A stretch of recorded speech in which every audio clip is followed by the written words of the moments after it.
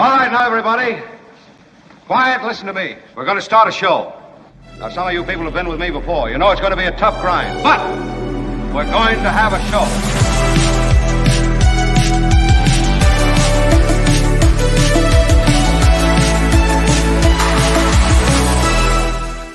And good morning, all. Thank you. It's better late than never.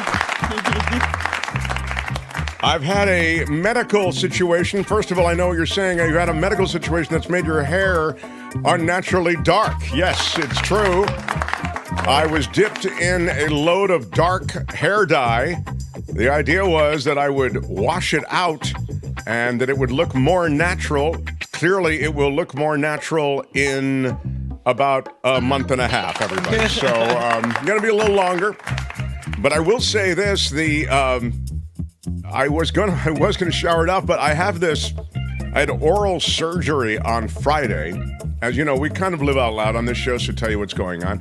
So I have oral surgery, and they stitch you up and send you home with some, amoxicillin and a Motrin thing, and everything was fine. And I have sort of this normalcy bias, which is, it hurts, but I think it's generally going to get better. Oh, it's bleeding, but I think it's going to, don't bother anybody. Everything's cool.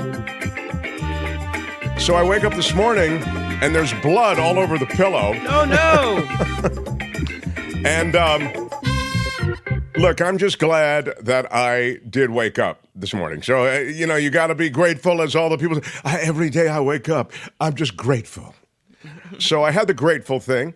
Then I've got the pain and blood everywhere thing. So I call, or I text the surgeon, who says, you got to come in right away. Your stitches have come out. Oh, no. So I said, well, you clearly do not know who I am. I've got an important show that I do. Do you know who I am? I'm kind of a big deal. People are counting on my show. I said, the state of the world is fragile, and we have major things happening worldwide, and I need to do this show. And I said, and that's exactly what I'm going to do. Good day, sir. So after the show, I will bring my unnaturally dark hair over to the dentist's office, and that's where I will get stitched. Did you pack back it with? up. Did you pack it with some gauze or something in there? We have to keep No, the I murky didn't. mouth in So shape. I may. This is kind of fun. If I start bleeding out from the mouth, it'll be like that scene in James Bond where he's playing, remember, in Monte Carlo against the evil guy who bleeds from his eye when he has a good hand. I always thought, that's interesting. You talk about a tell. It's like, oh, he's a really good card player, but he has one tell. When he gets a really good hand, he starts bleeding from his eye. Really? What? Oh, no. Yeah. So watch for that. I don't think I'll need to watch for that. If he's bleeding from his eye, I think I'll be able to pick up on that. If I'm bleeding from my mouth, you'll be able to. Red spittle is a high sign. Yeah. This is really interesting. Thank you, Knit1, for this. No straws is what the doctor told me also. Will someone who is a dentist person, we used to have a dental hygienist who was a regular listener to the show in KGO. I don't know what happened to her, but they tell you no straws. Yeah. And I'm curious as to why. Do you know it's the pressure. Because imagine you're creating that pressure vacuum in your mouth, and especially if you have something like stitches, right, that could pull. Yeah, you don't want to create that pressure in your face. I would imagine that's why. I'm not. Look, I don't want to put pressure on my. It's the negative pressure, says Nicole. There it is. Yeah. Wow. Very well done. Tony is here. You can tell because he hustled that together. Thanks, Tony. Yeah. Nice, Tony. Nice. Mm-hmm. Drinking through a straw creates suction, which can easily dislodge this blood clot. I'll tell you, man, I feel like the blood clot is being dislodged right now. I think it's already dislodged, yeah. I have a dislodging going on. And what were you sucking on last night? That's what I want to know. Yeah. I mean, honestly, last night we watched a couple of these true crime installments, and I have to say, I got really, really pulled in. And today we have Courtney with True Crime Corner, which will come up in about 20 minutes. I'm going to shift everything a little bit today, so we are going to run long because we started late. So I want everybody to get their money's worth, or whatever you want to put it. Speaking of money's worth, I just told you I have a major dental emergency working and not even a super sticker. What is going on? Wow. I expected people. What do I have to do for you people before I get some sympathy donations? What? Bleeding from the mouth, blah, blah, blah. All I'm about is the money. Why are you yelling? I do have some breaking news. Can we do that? Yeah, there is breaking news, stuff on the bridges, Trump in court. I've also got Richard Greene, the Civics Dean, coming in as I promised in the next hour. So, The Mark Thompson Show. Tell me what's going on, Kim. Yeah, this morning we had 3 different protests, one on the Golden Gate Bridge. You can see there, the traffic completely stopped. It is stopped in both directions, north and southbound on Highway 101. Traffic coming into and out of San Francisco. As of a few minutes ago, it looks like they were still dealing with all this. The CHP at the scene on the Golden Gate, making arrests, slowly getting all these people off of the roadway. What can you tell us about the scene? Protesters were also blocking traffic on 880 in Oakland. And then they also laid down on that interchange from 880 to 980 as well. So there's the live picture of 880 in Oakland. You can see the traffic blocked as well there. And then the folks laying down on that interchange from 880 to 980. So these 3 protests, there they are laying down on the roadway. Look at that. Wow. So the whole point is to block It's either PETA or Gaza, and it's Gaza, right? It's Gaza. The whole point is to block economic ports. They're in Oakland. They're trying to block the port and traffic to and from the port of Oakland, especially with that 880, 980 interchange. The quote is this: "In halting traffic, we seek to stop the movement of millions of dollars in daily capital flow, much of which is headed to and from the Port of Oakland, the Oakland Airport, and nearby rail yards, directly and indirectly supporting the ongoing, what they call genocide in Gaza." Demonstrating, organizers are saying this on Facebook. The 880-980 protest involves about 100 people. Then later on, apparently they are planning a protest at the Tesla factory in Fremont, and there will also be protests and rallies at the UN Plaza on Market and Hyde Streets in San Francisco. So even when the roadways are clear, the protests continue. Part of the Bay Area. Wow. Here is. Yeah, Yeah, that's thanks to. What's that? What? Can you hear me? No? Did I get dropped out? Did No, she you're drop good. out? There you Kim go. froze? Yeah, you're unfroze. No, she's frozen. Okay. Well, thank you for that. Watch for that. I you know how I feel about that. I think you have to make noise as an activist, and I applaud activism of all sorts, with the proviso that I don't. I think you have to be very careful about presenting yourself in a situation that maybe compromises your cause. I'll give you an example. It has nothing to do with Gaza, nothing to do with Trump. The animal activists, for example, who might get up at a restaurant where they serve foie gras or something and start screaming, we're supporting murder. This restaurant's supporting murder. Anybody? I don't think that helps the cause, and I support their cause. That's why I chose that example. No. I think this is right on the border because you are creating enough of a disturbance that you get attention, which is important. You need to make noise to cut through all the other noise of the culture. But I think it is ultimately, on balance, a negative. I start to resent the protesters, not so much for their cause. I'm leaving Gaza out. I'm just whatever the cause is. Right now, I'm just talking about the kind of civil disobedience that ties up a lot of traffic. This is a really tight world already, meaning people are wound tight. It's really hard to get from here to there already. The bridges are already clotted arteries in the Bay Area and beyond. Freeways, this is a worldwide thing. I'm now seeing this is going on in New York. Right. It's going on in all these other. And I get that coordinated protest can also be a great way to make a point. But I do think you build resentment. And what you do end up, I'm at 980, says Citizen Swain, and 880, and it's a nightmare. Yeah, backed up for miles and miles. You do end up with a level of resentment, and then you end up with what do they know about the actual issue? this seems like a kind of virtue signaling issue. The Gaza issue is a quick issue to jump on. And I'm not saying that there shouldn't be protests or discussions and pushback on many things related to Gaza policy or Middle East policy for that matter. But I always wonder about what we're dealing with now in the Bay Area and in other major cities worldwide, where you have these kinds of the freezing of commute and commercial traffic to make a point. And you end up costing, somebody made the point, costing the taxpayers money, costing people time. You know, you can even do worse than that. I mean, there are people in ambulances, and that's what happened with the Fort Lee, New Jersey thing.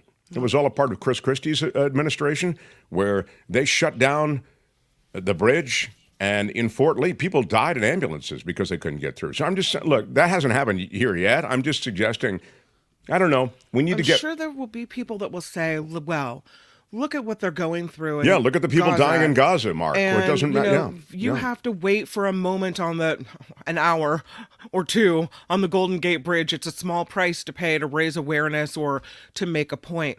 But I think when you start impacting people's lives like this, as you say, there's a resentment, and then people roll their eyes and they're like, oh, more protesters, right? And so then you lose the point and the power of what you're trying to make an impact for. Exactly. And then you see this. We're guilty of supporting Israel for their 40,000 deaths in Gaza, an insanely non-proportional response to losing 1,000 on October 7th. Well, first of all, I can tell by the way you jimmy the numbers that that's Michael, with all respect, that's really, seriously, dude, that's Jimmy, that's like planting evidence at a crime scene. You don't need to plant evidence. I mean, already you can judge the proportionality and you can judge the merits of what the Israelis have done and Netanyahu has done without having to crank up the casualty numbers and crank down the casualty numbers on the Israeli side. But what I will say to you is that your general notion that Americans involved in support for Israel, and you'd like to see, I think that's implied in your comment, some kind of reassessment of that. I mean, it sounds to me like you'd like to see probably, you don't need to reassess. You're just like, let's pull out, let's get away, don't care. I think the vision of and so, I respect that view. In other words, I think that's a defensible position. I don't think it's necessarily the end of the conversation, but it might be the beginning of the conversation. So I respect your view. But what I would also caution you on is the way you make your point. And so, I think when you're comparing whatever's going on in a protest to, well, it's not nearly as bad as 20, 30,000 people dying, I get it. You'll win that argument every time. I'm just suggesting to make your point, I think you need to be a little more nuanced about what your point is. Can we get, and I will get to the Gaza-Israeli thing because I think it has been way, way, way oversteered now with Iran involved. And Iran's not involved because of Gaza.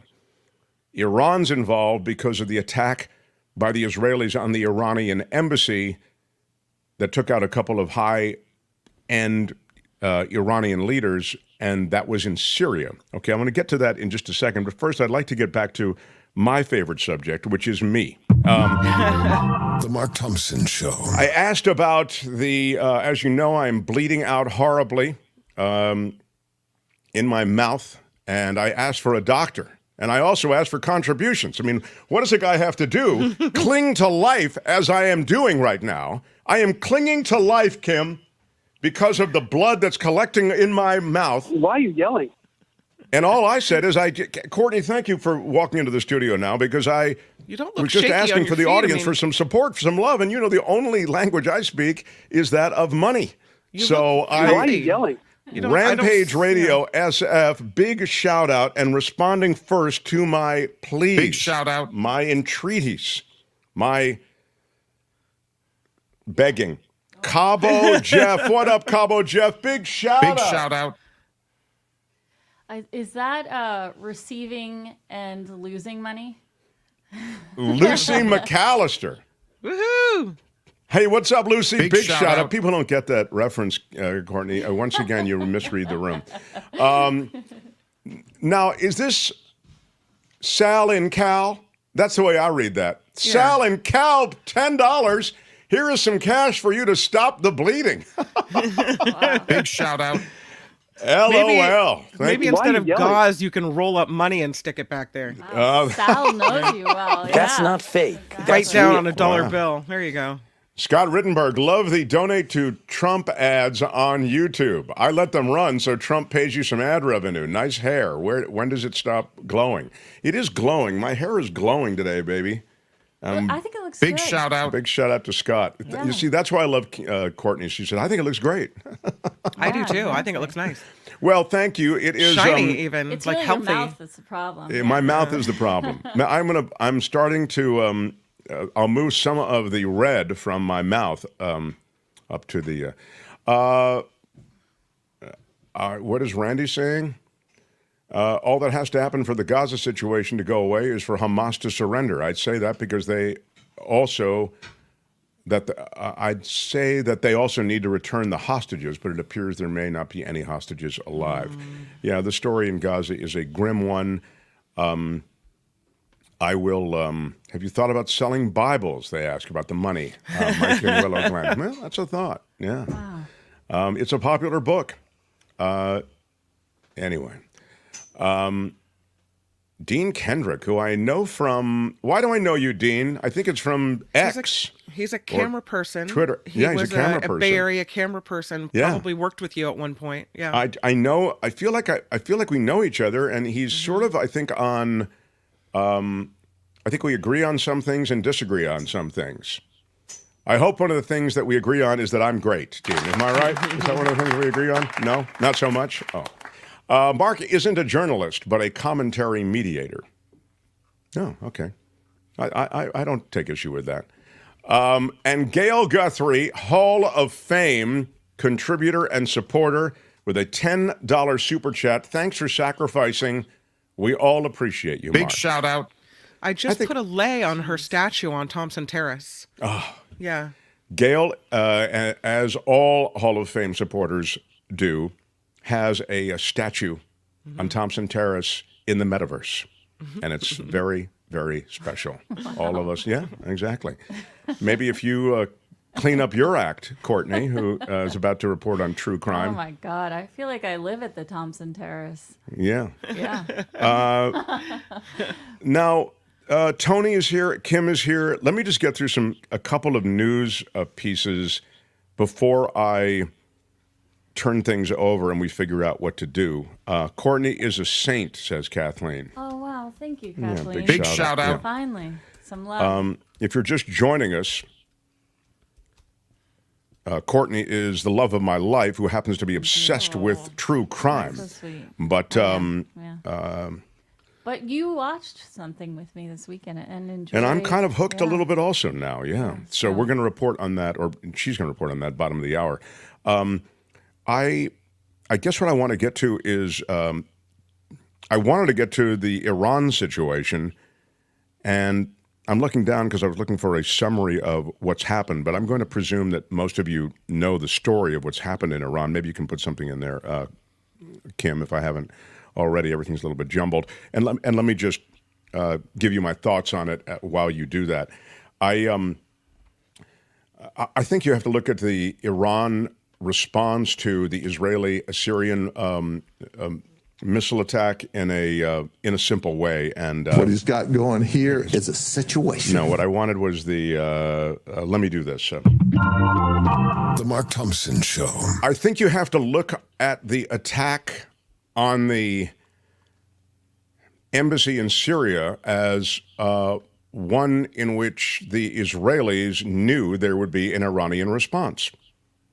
And I think if you look at the simple facts associated with the Iranian response, notwithstanding on high alert or how much on high alert. The Israelis were, the Israeli civilian population, the Israeli military, etc., and not just the Israelis. I mean, the Americans as well.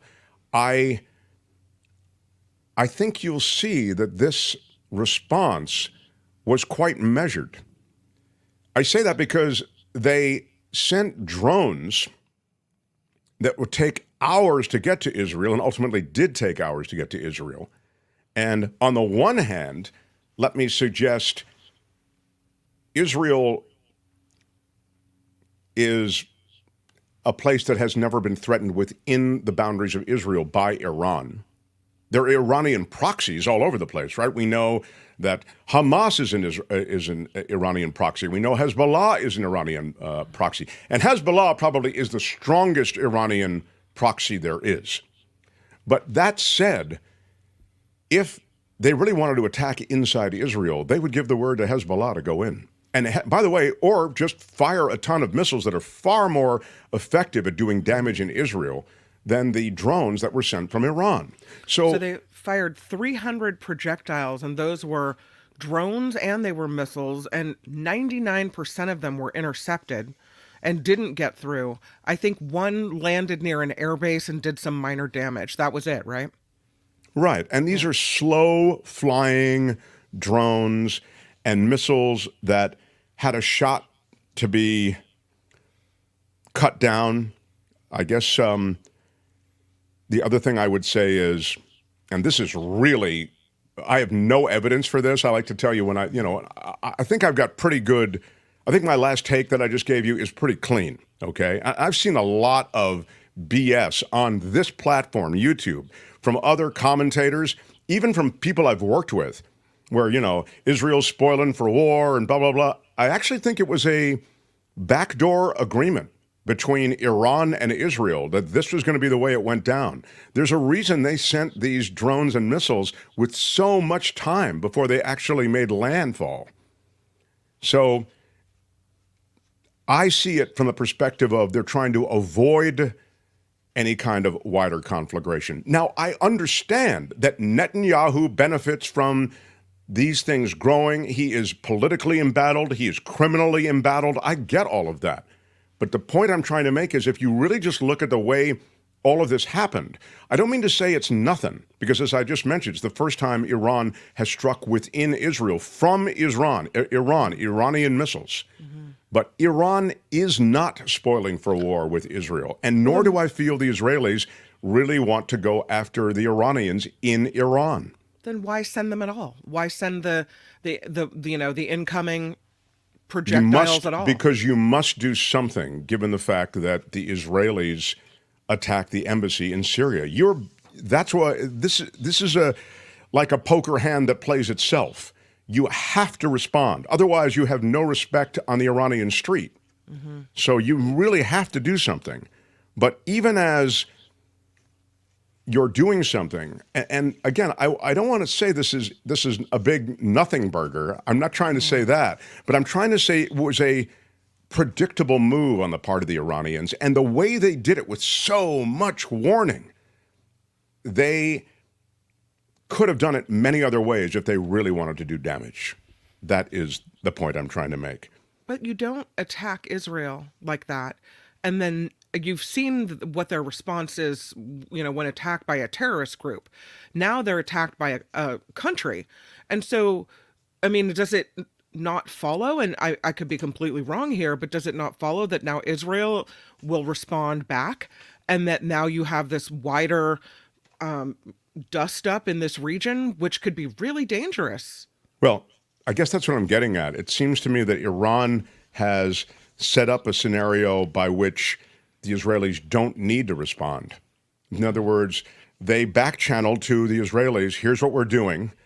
I mean, here's the real conspiracy, if you really want to go conspiracy. Or when I say conspiracy, it's conspiracy adjacent. But this is the power of diplomacy. Like, if you just read the headlines and the story, you don't think this through. But this is the stuff that happens.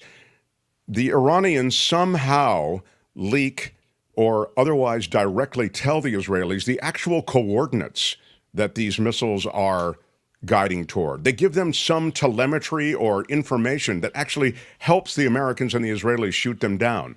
The Arab Street, if I can call it that, although the Iranians are not Arab. The Iranians speak Farsi. They don't speak Arabic. You can look at Iran, and Iran is an outsider in many ways. As a Shiite country, it's tough to even put the building blocks of alliances together with some of these Arab countries. But anyway, that's for another time. What I would say is that if you really wanted to game it out that way, it's possible that Iran literally communicated how you could shoot these things down. They did not plan it in a way to do maximum damage. That seems clear. And so I guess it's performative, if you want to think of it that way. What we saw was performative. Not to say it wasn't scary, and not to say there wasn't potential of real damage, but you see how the two sides played it out, and it should be over now. So that's the way I see it. I don't see us all on a war footing. And I know that's been the popular position here on YouTube, and all of these people I've worked with and respect, some of them who just kind of do what I do, which is look at the news and comment on it and, suggest different strategies for politics and even international relations. But they totally misread it, in my judgment. I just don't see... I see this region as volatile, but I don't see this incident as having provoked that volatility for us to see an escalation of the sort that is being talked about. What's really interesting, and I know before we move on, I want to talk about, what our headline of the day was, is the difference in presidential candidates, where you have President Biden being a little more level-headed about the response, and then you have Trump, who's like all in already. Yeah, I mean, I think that, first of all, Trump delights and revels in the chaos. He wants to see Biden take hits. He wants a chaotic situation so he can say, look, this wouldn't happen under me. But the reality is this did happen under him. He made a comment like that, like this wouldn't happen with my strong leadership. Mm-hmm. They killed, I think, 100 GIs, didn't they? I mean, Google it. Iran attacked us, and this is while Trump was president. Google it. And I think 100 guys died. Guys, men and women. So, and I remember the Trump administration officials were told to play it down like it was no big deal. That's exactly what they were told under the last administration. So they did attack under him. They killed Americans, and then they were told to play the carnage down. And that's what they did under the last administration. So he is a smack talker, though, and that's what you're going to get from Trump. This would never happen under me. Nothing would happen under me. Everything would be better. Ukraine wouldn't happen. Iran wouldn't happen. It's so much rhetoric. But anyway, that's a word about what's going on in Iran. It's a word about Trump and John Bolton, who was his was Bolton his chief of staff, or what was Bolton under the Trump administration? Anybody? Google it. He worked closely with Trump, national security advisor, maybe, I think. I think you're right. Mm-hmm. Anyway, national security advisor, thank you. Yeah. His former national security advisor said it was a ridiculous statement that Trump made when he made the statement that the Iran attacks would not happen under a Trump watch. I think Trump is delusional on this point, John Bolton said. Quote, it's a point that nobody can refute or confirm one way or the other. He doesn't have any idea what to do in the Middle East in this situation. At a rally in Pennsylvania this weekend, Trump said that both Hamas's October 7th attack and the Iranian aerial attacks on Israel, quote, would not have happened if you were in office, casting blame on what he described as President Joe Biden's weakness abroad. Trump has attempted to use Biden's response to the fighting in the Middle East as a campaign cudgel, painting himself as a greater ally to Israel.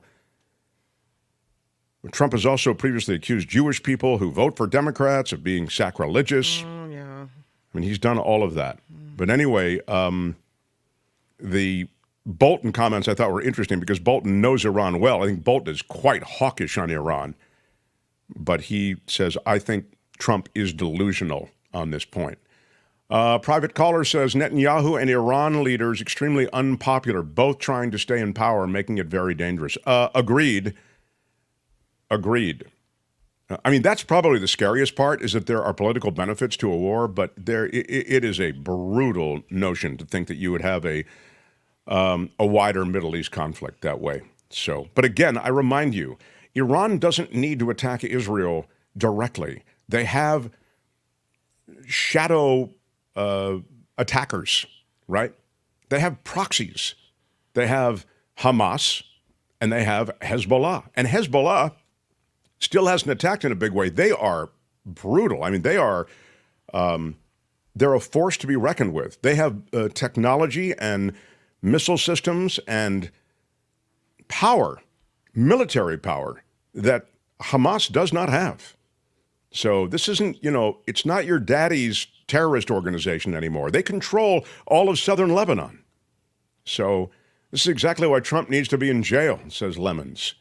He can't be trusted to deal with conflict in a measured way. Well, of course you're right. I mean, he's a publicity guy, so he's just going to go out there and tell you, COVID's going to go away. I can't necessarily believe that Russians would have messed with the election. I asked him, and he said he didn't. It's right. I mean, he is literally just a messaging service. He messages on everything. All right. I must move along. I am The Mark Thompson Show. If you just joined us, I've just come from oral surgery, and it happened on Friday, but apparently the stitches have come out, and so there is blood draining from the, it's ugly. And, What? Well, I'm not telling you, but the reason I'm telling you is that as the blood drains from me, I think I'm losing the will to live. Why are you yelling? And Wait, what? I may be, as I make points here, I start to get lightheaded, is what I'm saying. Why are you Courtney. yelling? Yeah. Yeah. Anyway, it is tax day today. I forgot. Dottie, happy tax day. Love you guys. Thank you. Big shout out, Dottie. Big shout out. And appreciate it. We're a crowdfunded show, so we show up at the pleasure of our crowd and the funding of our crowd. So thank you for supporting the show. You can do it, themarkthompsonshow.com. There are click-throughs to Patreon or PayPal. There are also links under every video.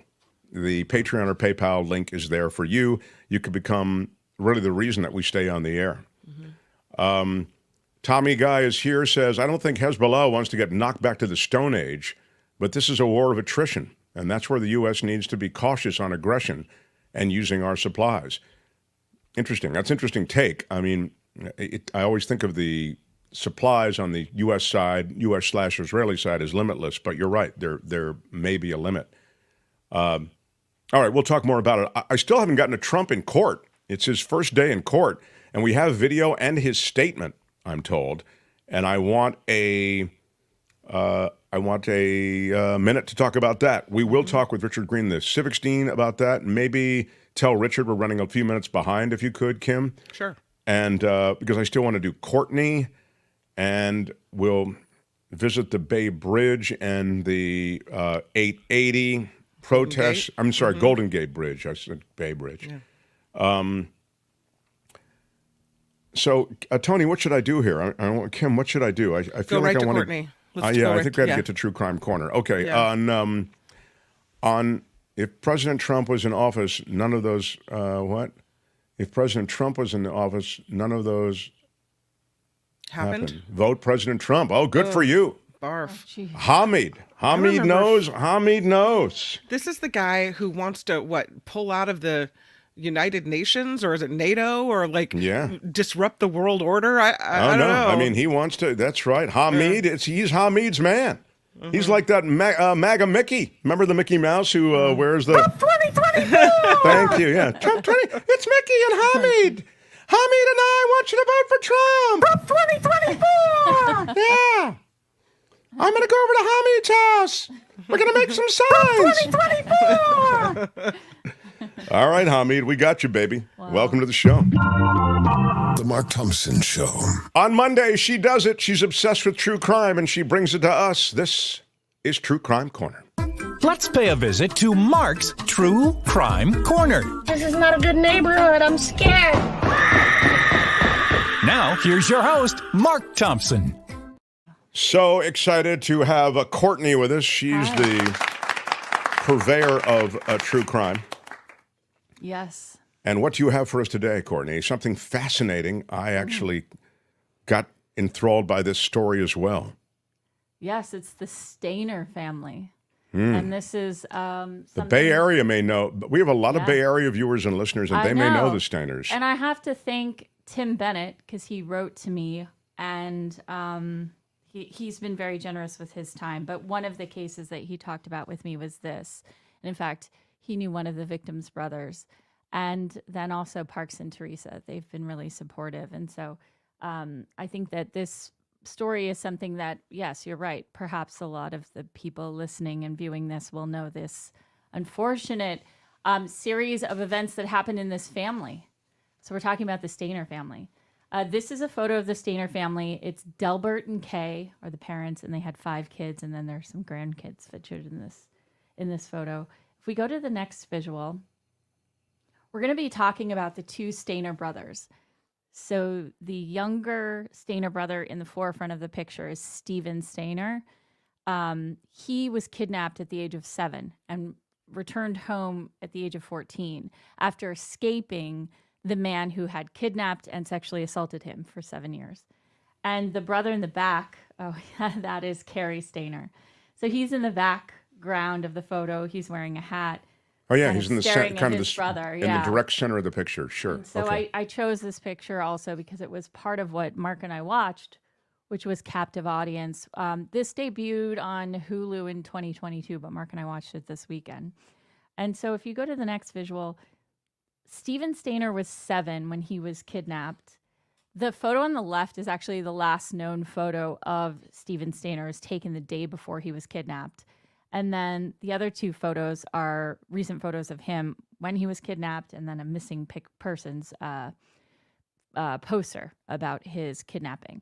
So if you go to the next visual, Steven was at school. He was at his elementary school, and his mother was running late. So he decided to walk home. And so he starts to walk home on the path that you can see that's outlined here in this map.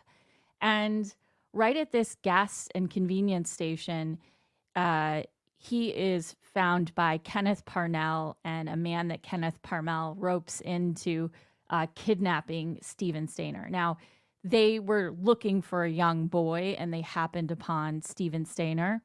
And they told Steven that they were looking to have his mom donate something to the church.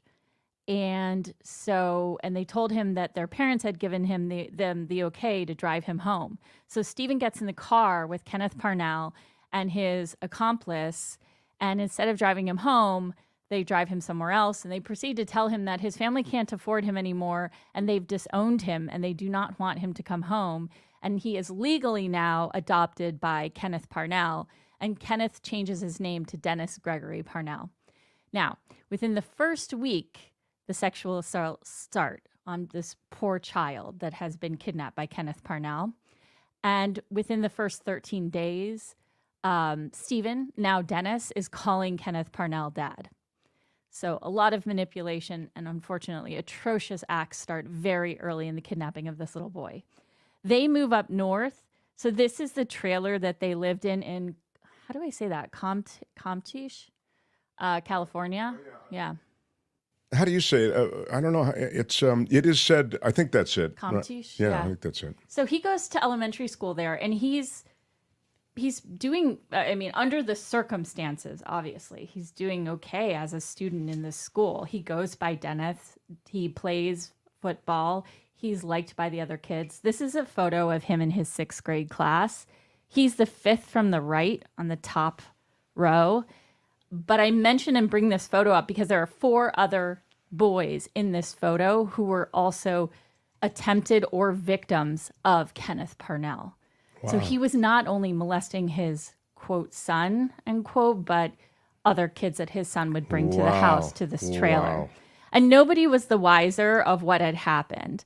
Now, a lot of people ask about why Dennis didn't try to escape, but in many ways, he didn't think that he could make it on his own. And he's only 7. Yeah, Exactly. He doesn't know where anything is or where he is, or I mean, it's. And actually, the first place that Kenneth Parnell takes Steven was only hundreds of feet from his maternal grandmother's house. But of course, he's 7, so he doesn't know that. But now they've moved to this part of the state. It's slightly farther north than where he is kidnapped. And so he continues to live with Kenneth Parnell in this trailer and going to school.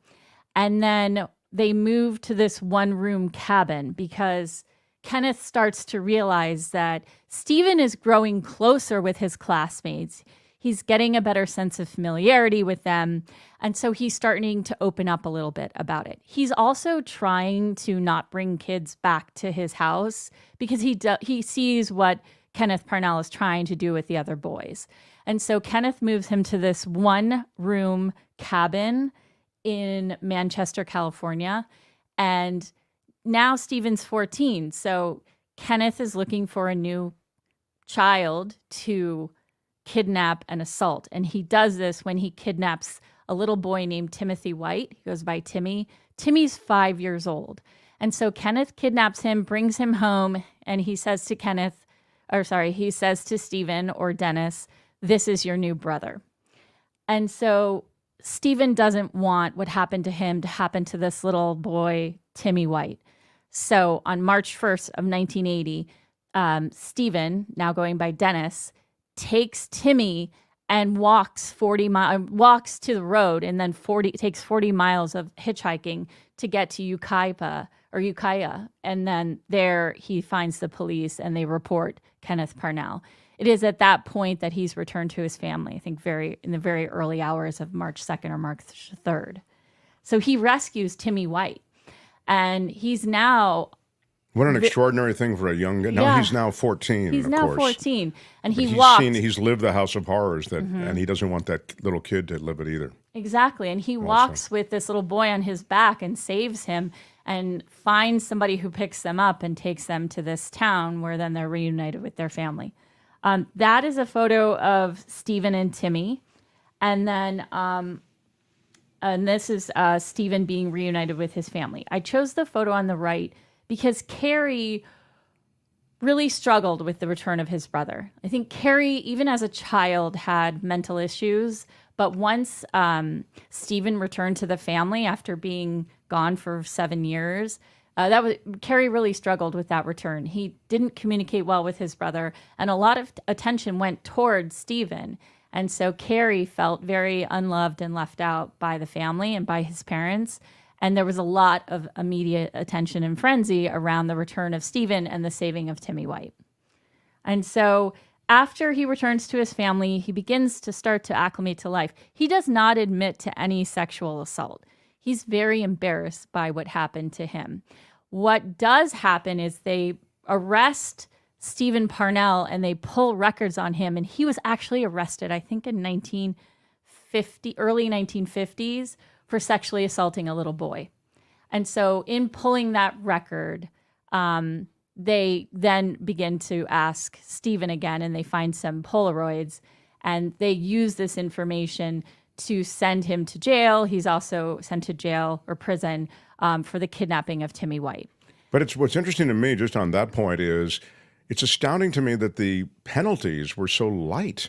Yeah. I mean, you kidnap and sodomize this child, and it's a horror. It's horrible. And what did he get? I think he got some... So he got 7 years for kidnapping Timmy White, and then he got another 7 years for kidnapping and sexually assaulting Steven. But Stayner, they let them be served concurrently. Yes, exactly. You'd think, and you'll serve them consecutively. Yeah. In other words, it'll be 14 years. Nope. No. First of all, it should be more than 7 years. Yeah. But secondly, the notion that you could have... I mean, who are these judges? By the way, he only served 5.5. Right. He got out before. So, to be clear, he got out of jail in less time than he actually held his kidnap victim. He held him for 7 years. He got out of jail after 5.5. This guy's despicable. He should be on death row. It's awful.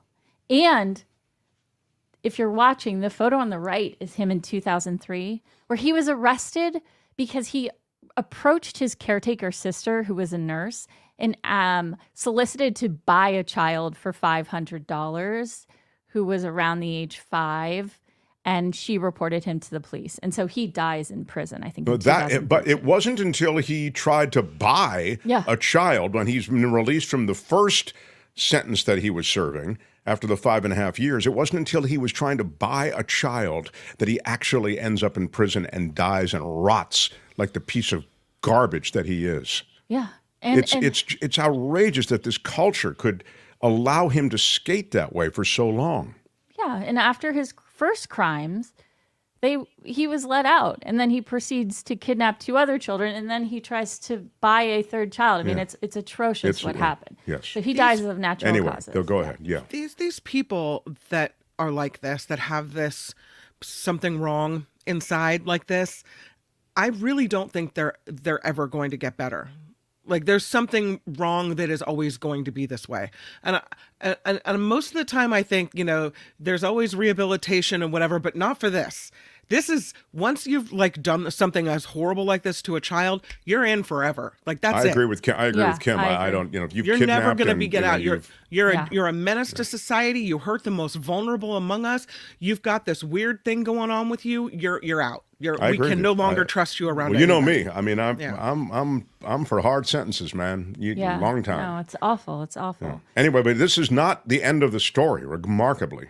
No, it's not the end of the story. I think I mentioned in here that I Know My Name is Steven, which becomes a TV miniseries that is written and shot after Steven returns home.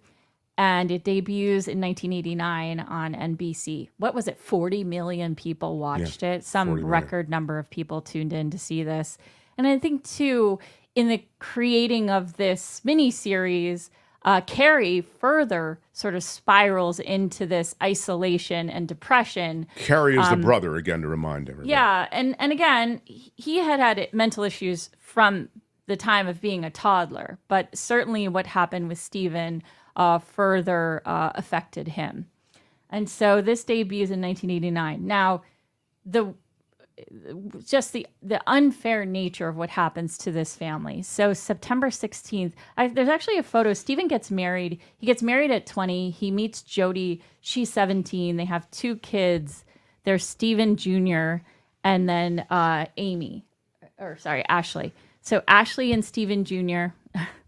Is it hard to hear me? You can move it as you want. So Ashley and Steven Jr. are featured in the Captive Audience documentary, but here's a photo of the family. So Steven starts a job at Pizza Hut. He's working there. He is driving on a motorcycle at this time. And on September 16th, 1989, he's at work. He drives home from work. It's raining, I believe. And he's on his motorcycle. And if you go to the next visual, he is actually killed in a motorcycle accident at the age of 24. It was a drunk. I thought it was a drunk driver, though. It hit him. No, it was someone that pulled out right in front of him. Oh, I see. Okay. Yeah, it happened at 4:30 in the afternoon, and he died on scene. So, but apparently he was a great. By most accounts, a really good dad. I mean, he was a real special dad, like a nice. Yeah. How could you compartmentalize that horror that you'd lived through during the most impressionable years and somehow come out and be a great dad? But I know. And the father, Delbert, did not believe in therapy. Yeah, wouldn't let him get the therapy that he needed. So I think it is said through the documentary and other sources that I read and watched and listened to that a lot of the sort of there was a cathartic nature to talking about this publicly and having different things created around this that helped Carrie in some ways. But yes, Carrie dies tragically at the age of 24. He left behind Ashley, who was aged 4, and then her younger brother, Steven Jr. So I believe that is the sort of culmination of the story around Steven Stayner, although later I'll talk about a memorial that's erected to him in Merced. But the next part of this story is really Carrie. So after Steven is lost, the family continues on. Now, Carrie at the time was living with his uncle, and his uncle is shot in the home that Carrie is living with him after Steven dies. They never found the person that shot the uncle. His name was Jesse. But But Carrie is living with him, and Carrie is kind of going from job to job. He was voted most creative in high school, and that's his high school photo if you're watching in 1979 at the Merced High School. And but he really doesn't have a career per se. He ends up working at the Cedar Lodge in El Portal, California. And he gets a job there in 1997, and he's a handyman. And he's there for 2 years working as the handyman. He really likes two things. He likes being alone in the woods, and he really likes being naked. He often frequents, a nudist colony that's in the area. But he was also seen kind of skinny dipping in and around Yosemite Park. But he was very much a nudist colony near Yosemite Park? Yeah, there is. It's called like Light. I don't. Well, I don't. Yeah, I don't need the name. I can't remember the name. I mean, I know. I don't know if you've been there, Mark. But he frequented there. Now he was as I mentioned, he was at Cedar Lodge for 2 years, and one day he's walking by a room.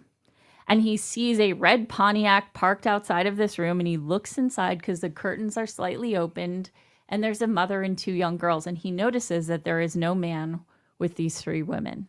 So he goes to the room, and he approaches these 3 women. Now, the 3 women in the room were Carol Sund. She was the mother of Julie Sund. Her name was Juliana. And then they were traveling with Julie's very good friend, Silvina Pesolo. And Silvina was from Brazil. She was visiting. And so, or she was from South America. She might have been from, she was from South America. And so they're visiting. They go to Yosemite Park. They're there for a couple of days. I think they arrived on February 12th. But this all happens on February 15th. So Carrie sees that there is no man in the room with Carol and the 2 young girls. So he goes to the door and he tells him that he has to fix a leak.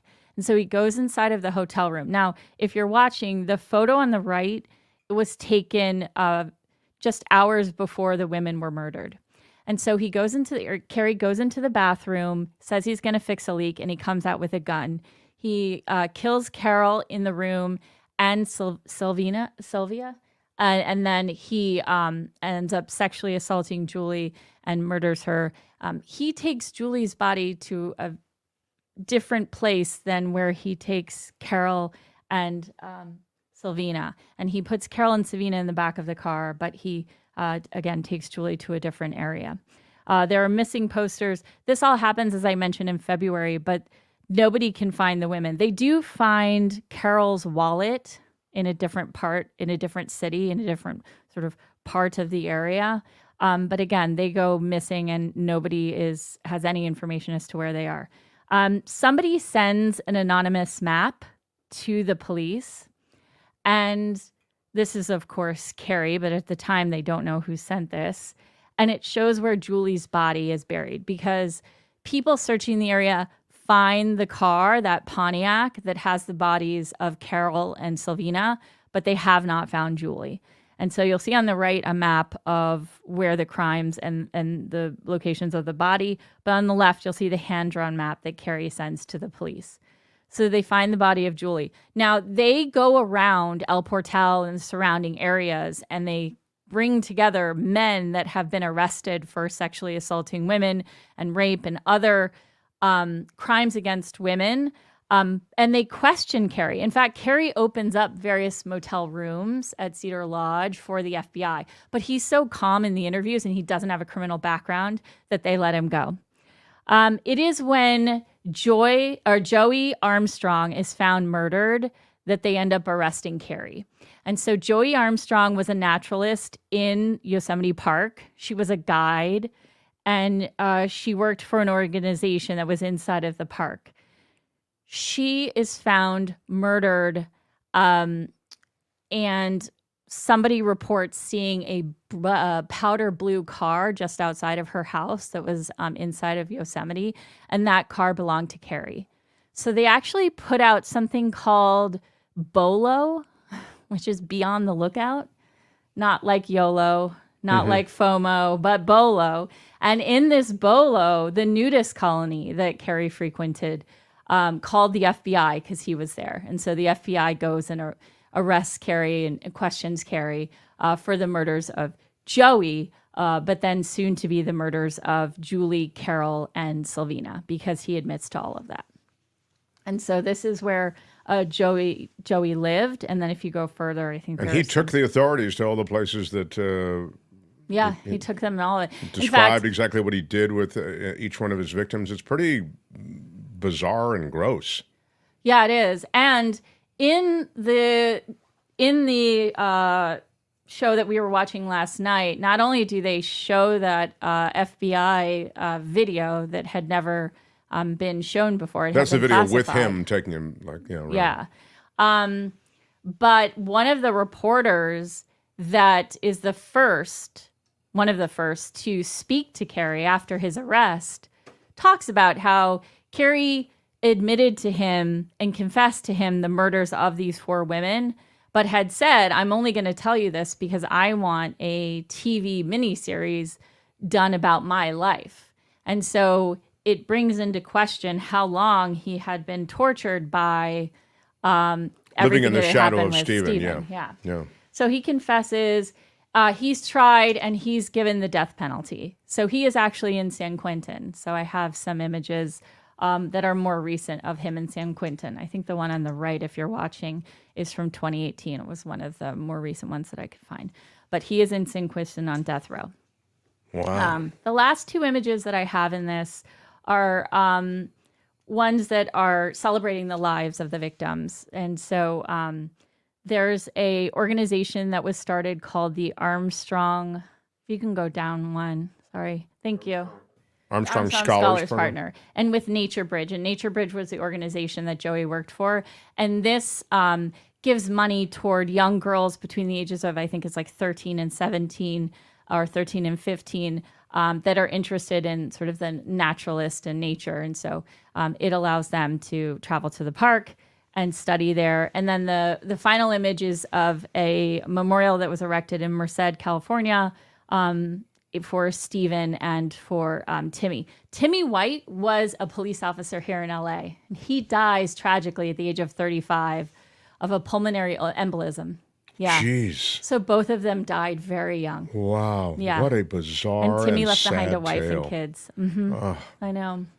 Well, I'll say this also. I recommend this 3-part film. There it is, Captive Audience, 3-part documentary series. Each one is about an hour, a little under an hour maybe. And I'll tell you something else. It's so wonderfully created, this story. It is brilliantly directed. I mean, they made a lot of creative decisions in putting together this Captive Audience, a real American horror story, that I thought were just fascinating, interesting, and I tried to get the director on the show today. I thought, I've got to get her on. Yeah. It was really interesting.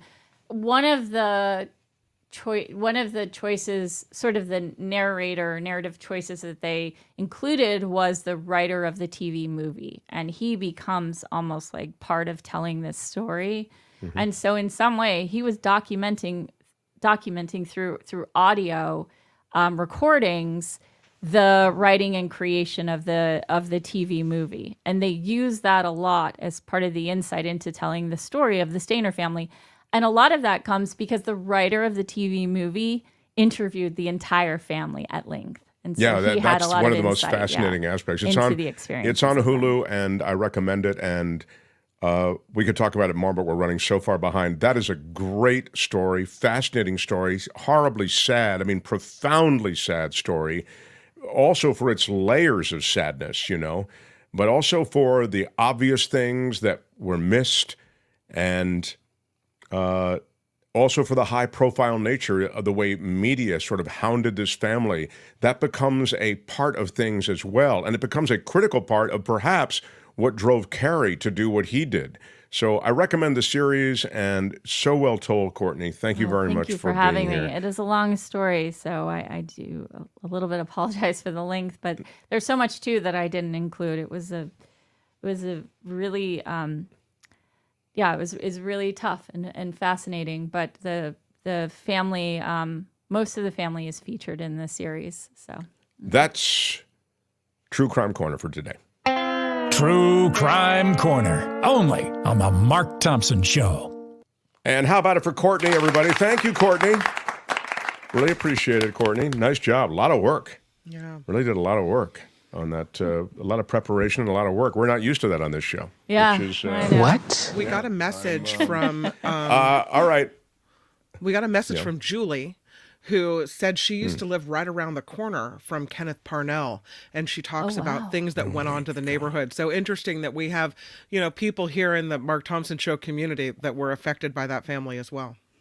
Wow. Yeah, That's there were a couple of other.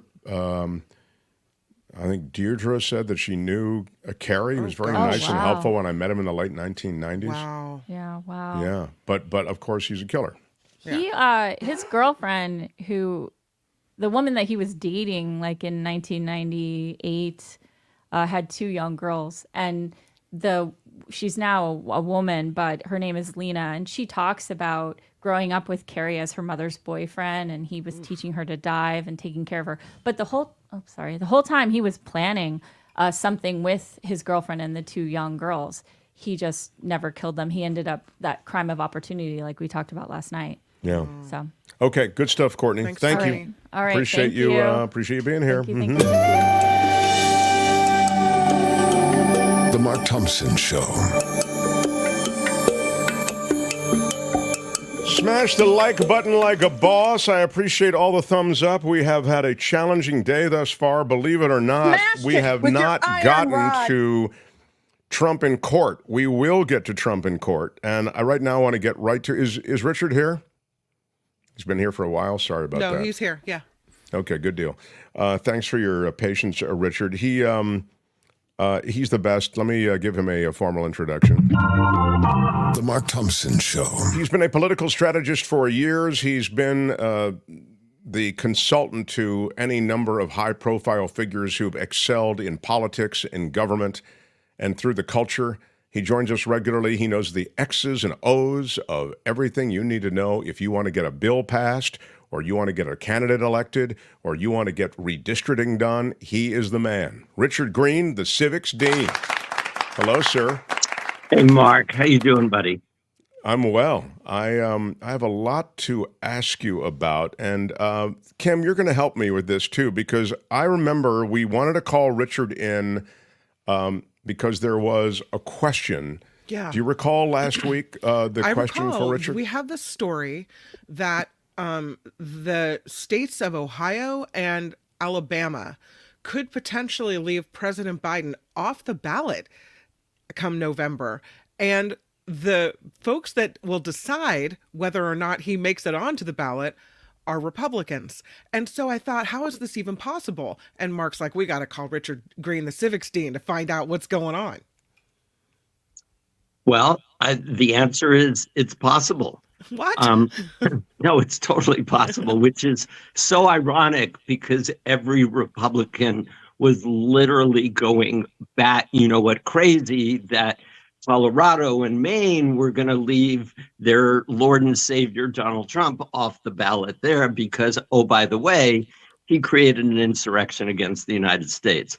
But Joe Biden's crime, apparently, according to Republicans, is far worse. His party scheduled their convention after their completely arbitrary, absolutely not necessary, very early deadlines to have finalized who the Democratic and Republican candidates are. And of course, in July, the Republicans will have Donald Trump and some even crazier human being, and they're going to be on the ballot in those 2 states. But Joe Biden will not have that confirmed until mid-August after the Democratic convention in Chicago.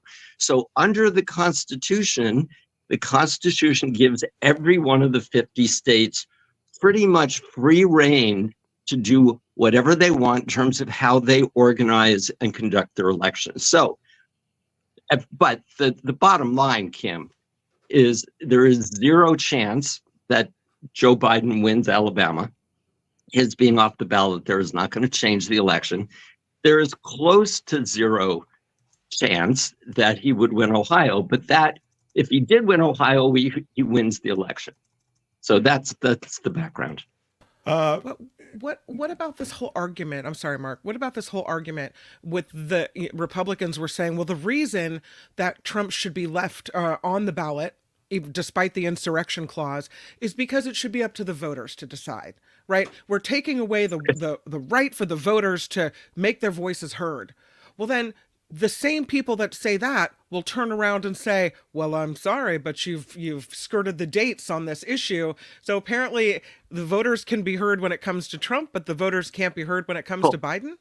So Kim, can we have a talk, just you and me? Yeah. Okay. So you have this beautiful, naive idea that the Republican Party cares at all about being hypocrites. Oh. They don't. They don't. That's it. Well, I mean, the evidence of that is the Supreme Court appointment. I mean, it's you saw it at the highest level in perhaps the most consequential way there. So, Mark, I'm so impressed. The history you're talking about. No, that's really good, man. You're talking about Merrick Garland, and you can't do this right before an election, and then of course they did it again with Amy Coney Barrett, when Ruth Bader Ginsburg. I mean, that was right before an election. I mean, my God, that was, it was weeks before an election. The other one was... voting had already started. So again, if you get in your head that Republicans and Democrats have different values, God bless it. This is America, right? We have a choice. We can choose our politicians and our political parties based upon their values and their policies. But I am telling you that the Republicans have no shame, from my perspective, and I think it's borne out by the facts. They have no shame, and they don't care if they're hypocrites. They just want to win. And that's why Mitch McConnell has been the longest serving Senate Majority Leader, because he is really, really, really good at being even more Machiavellian than Machiavelli.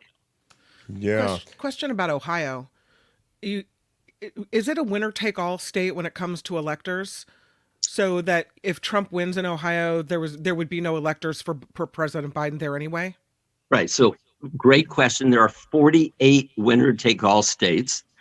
All of the states except for Maine and Nebraska.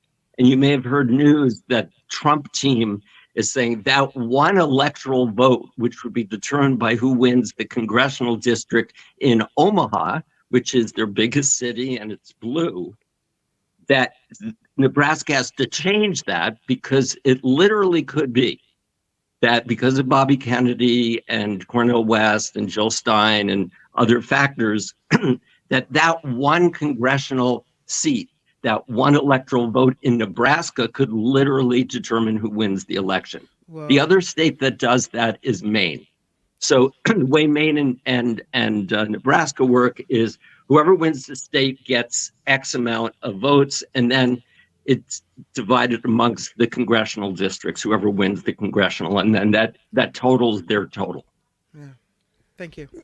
The third parties to which you referred, I wonder if you can just review for us the way in which third-party candidates leave aside whatever issues they want to get on the table. I see, you want to get certain things into the public discourse that you feel haven't been represented sufficiently. You want to essentially lean into certain aspects of the discussion when it comes to maybe it's Gaza, maybe it's the way COVID was handled. I mean, I feel like those are two things that register with the RFK Jr. people of the world. But anyway, question is, how do those third-party candidates, the Cornel Wests, et cetera, affect the two main candidates and the ultimate goal of getting the Electoral College votes necessary to become president? Determinative, decisive.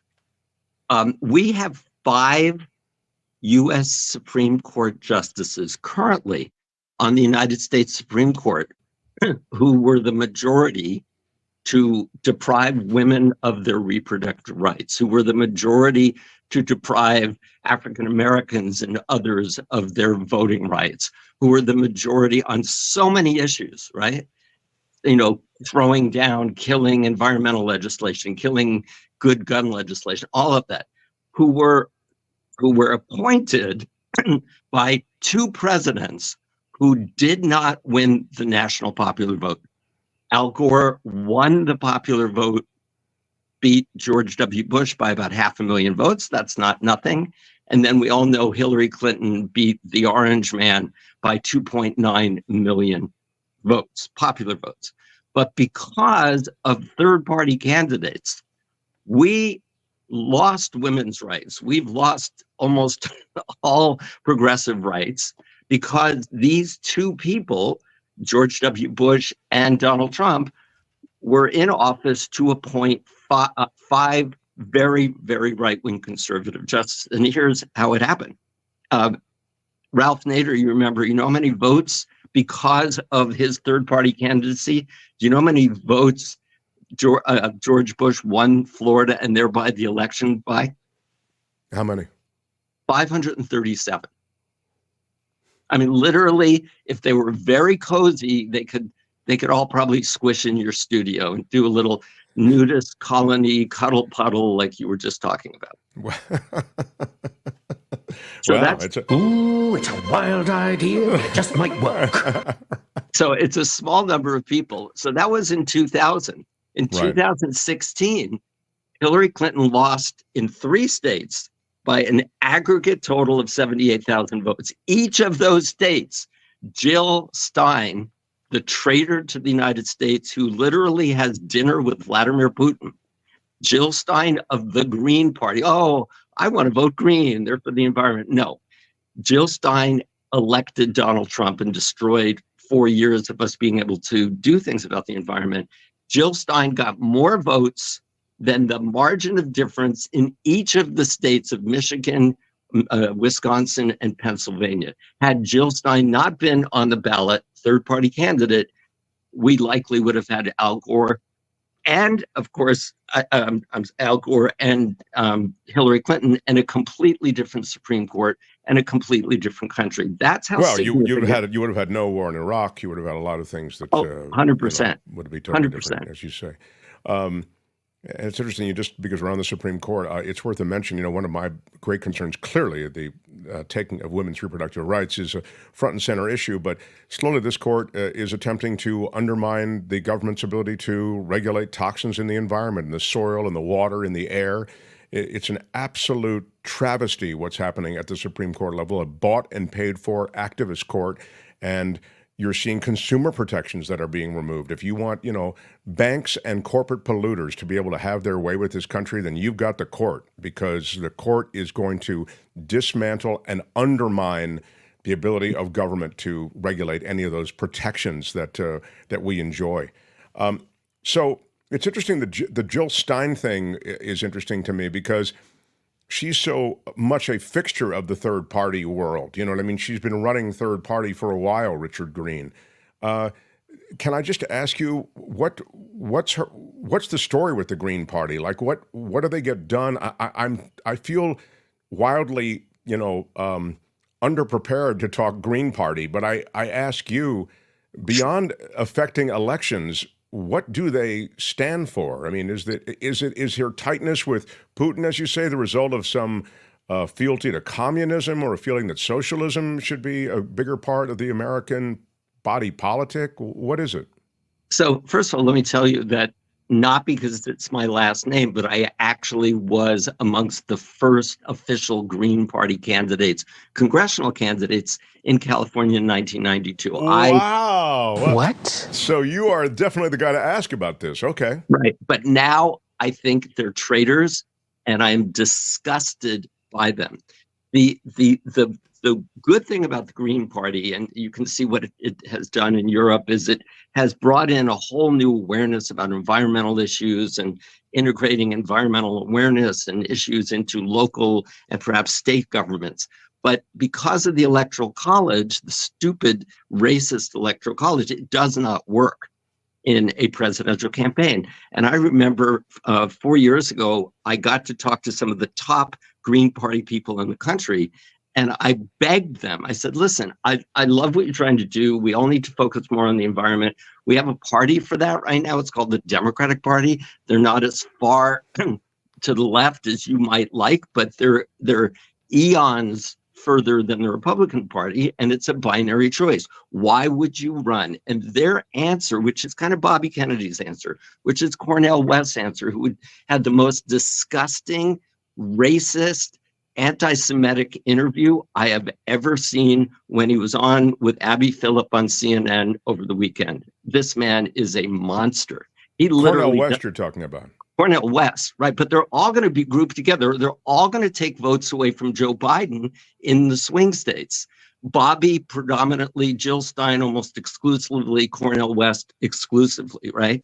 Their idea, it's like they're 4-year-old frickin' children, is, well, we need to have new voices in America. We need to have more than just this Republican, Democratic uniparty. It's not a uniparty. The differences between the Republicans and the Democrats is almost night and day on virtually every issue. But we believe in freedom of choice. We want people to be able to share what it is that they care about. And when I share with them, it's, listen, then why don't you run in every state? Knock yourself out, every state except for swing states. Then you can have your cake and eat it too. No, we want to be seen as a legitimate party. I said, but you're not. You're effing it up for everyone, and you're losing respect. And Jill Stein, I don't know if she's being paid by Putin. We know that Russia and very wealthy Republicans are putting money into, a lot of campaigns to defeat Joe Biden, probably including Jill Stein's. But I have something scarier for you. You want to be scared even more? Oh, great. Yeah, go ahead. Finish strong. Stick the landing with something really scary. So speaking of Vladimir Putin, who is Donald Trump's, I think, puppet master and certainly his hero, if not that. If the quote-unquote Supreme Court, we're talking about the Supreme Court, if the Supreme Court of Russia, to the extent there is such a thing, told Vladimir Putin, no, you can't do this. It's against Russian federal law. What do you think Vladimir Putin would do? He'd ignore it, or he'd get a new court. Thank you. Exactly. What enforcement mechanisms does the Supreme Court of the United States have to rein in dictator on day one, and I suspect it'll be more than day one, Donald J. Trump? What's their enforcement mechanism? You can tell me. I assume they zero. Nothing. Yeah. Nothing. They don't have a police force. They have a few people to protect the building and protect the justice. They don't have a police force. They don't have an army. The only way to enforce a Supreme Court judgment against Donald Trump, against any of the cabinet members, against any of the fascists that Donald Trump is going to give power to in the next 4 years, the only way is through the Justice Department, which is the law enforcement arm of the federal government, who would be run by who? By Trump, of course. It would run by Trump. And who's the head of the Justice Department? Well, little civics quiz. It'll be an attorney general that he'll put in place. Who would only be chosen if he agreed to do what? Fealty to Trump, to get rid 100%. of... Yeah, right. Right. So the Supreme Court issues something to preserve our democracy, to preserve our balance of powers, and the checks and balances. And Trump says, F you, calls up his attorney general and said, do nothing about that. Otherwise, I'm going to find another attorney general. People have no idea how close we actually are to literal definitional authoritarianism, totalitarianism, and fascism. And that is even worse than a Supreme Court, because Supreme Court means nothing to a dictatorial leader. That's both fascinating, chilling, and it's also, I think, reflective of the strategic designs that Trump has already in place, both in his mind and with his hench people. I mean, he has Bannon, of course, ready to go, Miller ready to go.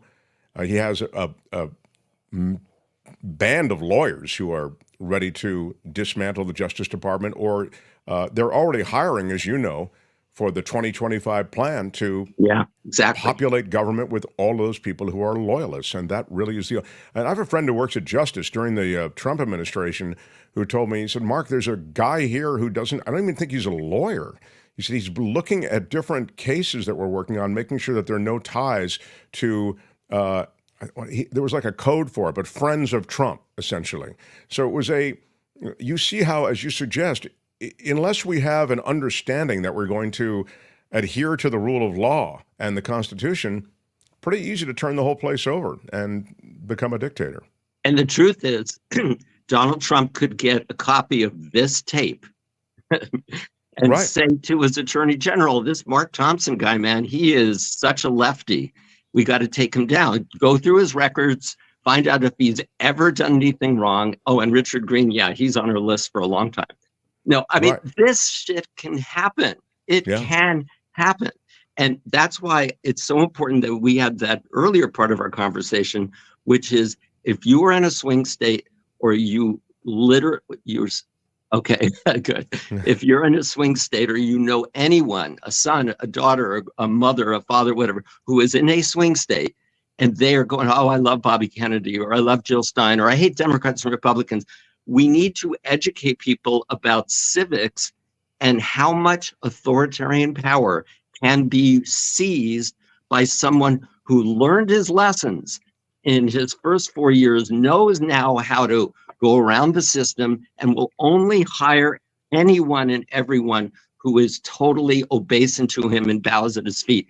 There'll be no more General Mattis's. There'll be no more Chief of Staff John Kelly.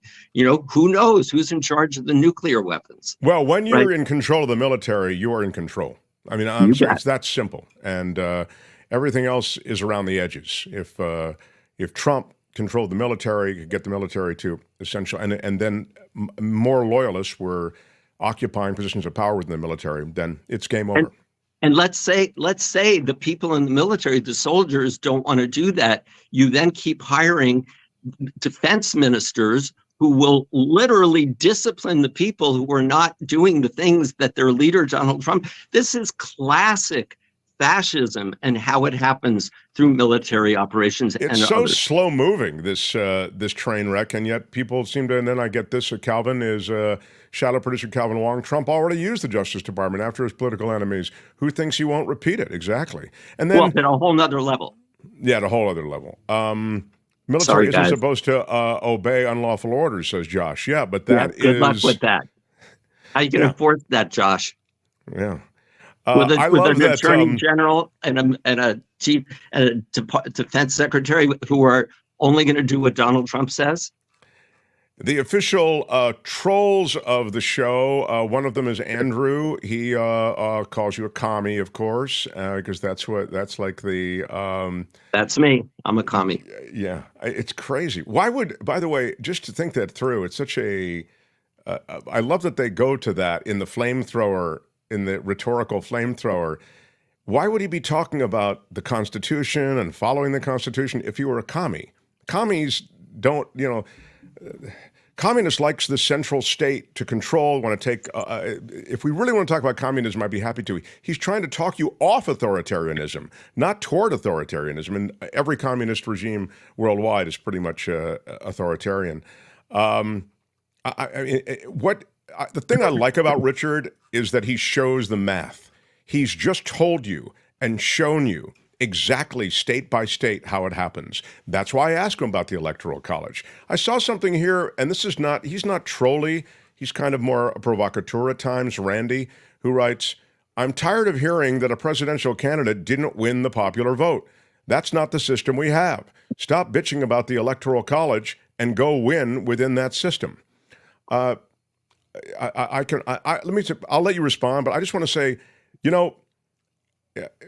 I think bitching about an effed up system like the Electoral College is something we should do and never stop doing it until this ridiculous, antiquated, ultimately racist system is taken down.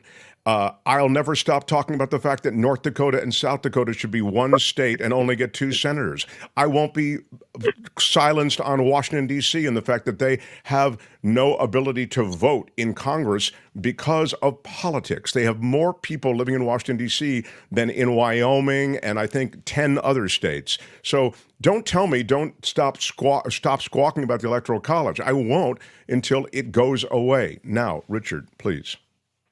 So call me old-fashioned, but I actually believe in the values and the ethics and the promise of America that as the world's first real democracy, that everyone is equal, that every vote counts equally. And it is repugnant to that to say that only the voters in 7 states are going to be able to choose the next president. It is repugnant to me that because of slavery, all the way back in the 1700s, and the unwillingness of the slave states to ever allow a system to happen in the United States government where they weren't going to be allowed to have slaves, that they rigged the Electoral College in terms of who could be president. They rigged the United States Senate so that small, red, rural slave-owning states could have more power and not be overpowered by the big industrial blue states. So, and oh, by the way, when the Constitution, which gave you this Electoral College that you so love, was created, Black people were, was it 3/5 human? Women couldn't even vote. Is that what you want? Maybe we could evolve to the point where, like, hey, let's have everyone vote. And so if everyone votes and your Lord and Savior Donald Trump wins, awesome. Great. Right. That's our system, right? I believe in democracy. So I'm a big D Democrat and I'm a little D Democrat, and I'm not a communist. But I have one thing to tell you and your friends and fans. There actually is an effort that is very close to being successful that no one knows about because we don't talk about civics except my buddy Mark Thompson. And it's called the National Popular Vote Interstate Compact.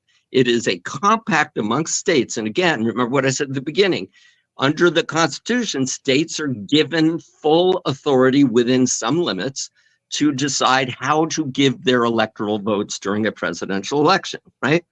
This bill, it's called the National Popular Vote Interstate Compact, started in 2006. It's been signed into law by 16 states, including California and Washington, D.C. We have a total of 205 electoral votes, these 16 states plus D.C.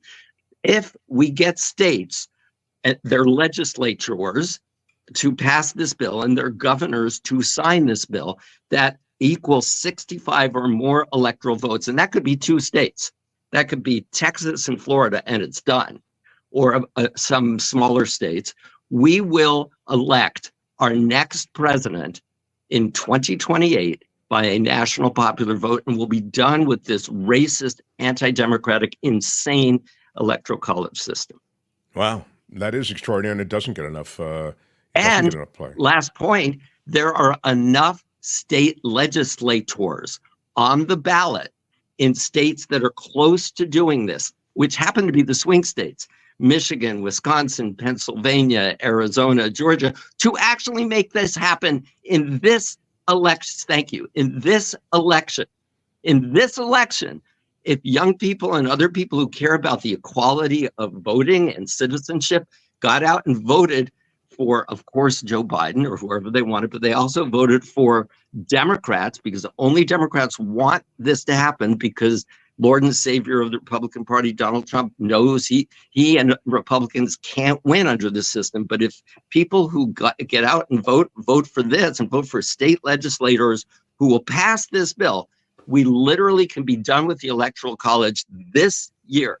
That's it. No more. Bye-bye. My other designated troll is Chris, who writes, the founders were not fools. Actually, the founders, he's just told you a bunch of stuff about the founders that would suggest that they were fools in some ways. I know you like to deify these things because that's sort of, it's so much easier if we somehow elevate the founders as infallible. But the reality is that they didn't recognize black people. They didn't recognize women. I mean, come on, Chris. What are you talking about? They were not fools. They had some pretty big blind spots. And well, reflective of the times. Of course, right? Reflective of the times. But I'm just saying that those blind spots or those reflections of the time cannot endure. They need to be changed, as you said. And they've created a document that is changeable. That was the idea. You want a king called California and New York? No, I don't. One person, one vote. Yeah.